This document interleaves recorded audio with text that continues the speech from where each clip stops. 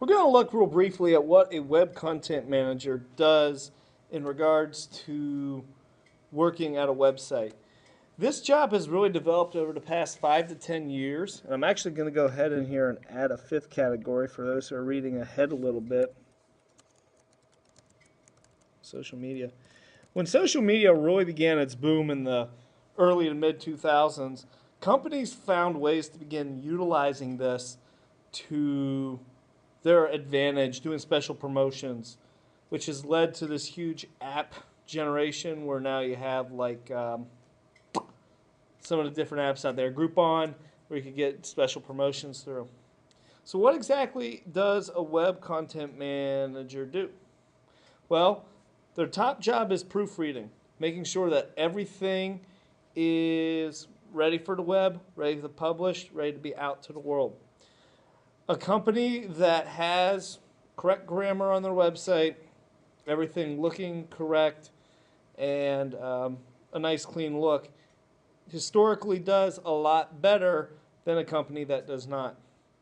A couple reasons. One, it makes the company look trustworthy, and it also just presents a cleaner look.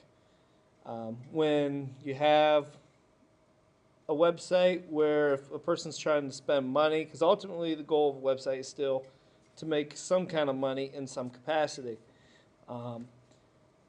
If you can tell they have poor grammar, aren't putting the time and effort into building the website for people to find them, then most of the time the same is going to be true about the product they're trying to sell or deliver. With that goes site promotions. Best thing I can think of is JCPenney's. They have every week some special exclusive online deals that in turn save you an additional amount of money. A lot of clothing companies will drive special promotions that are just web exclusive only. A lot of technology companies will do that as well. With that also comes emailed newsletters. Many companies now do spend a lot of time investing into special email promotion newsletters. They do historically also have, though, a low return rate. Usually only about 5 to 7% of those emails actually get opened and read. Most of the time they get deleted. We're all guilty of that. So that is another way you can track those statistics through the web server and find out who's reading, who's clicking on what is directing them to the website from that email newsletter, what's the hot topic. You can track all that information. Keep in mind with all of this, we are nothing more than a data-driven society these days. Whatever people are clicking on, whatever people are buying, that's what we're promoting. That's what we're pushing. We're trying these different things to see what works best for our general public. With that, also, talk about correct grammar, goes web content. Are we developing videos? Are we developing new content that is always driving people to our brand? Look at your professional sports teams. Weekly special news segment. Look at World Wrestling Entertainment, exclusive to their WWE network, exclusive to subscribers to our service. Many websites exclusive to our members. Special content to try and get people to associate with your brand. And this includes everything. Again, promotions, videos, blogs, special interest articles. Everything that could help promote what your company is about falls under web content. As we covered at the beginning, social media, a huge driver in all that.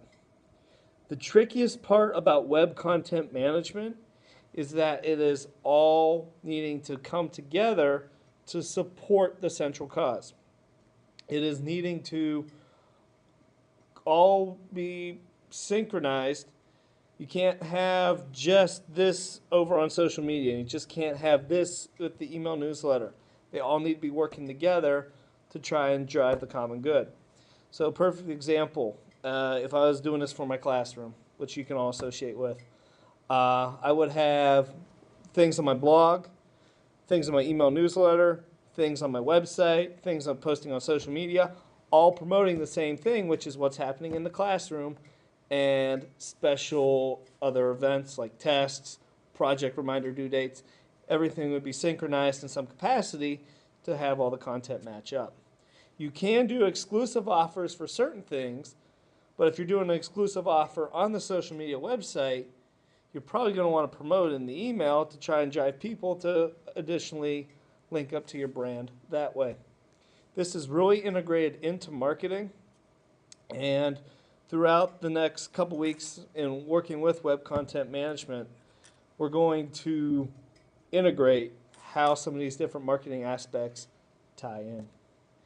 That's just the real basics behind what a web content manager does. Again, it's a very growing field, and just like everything else with this field, it's constantly evolving. Who knows where it's going to end up next?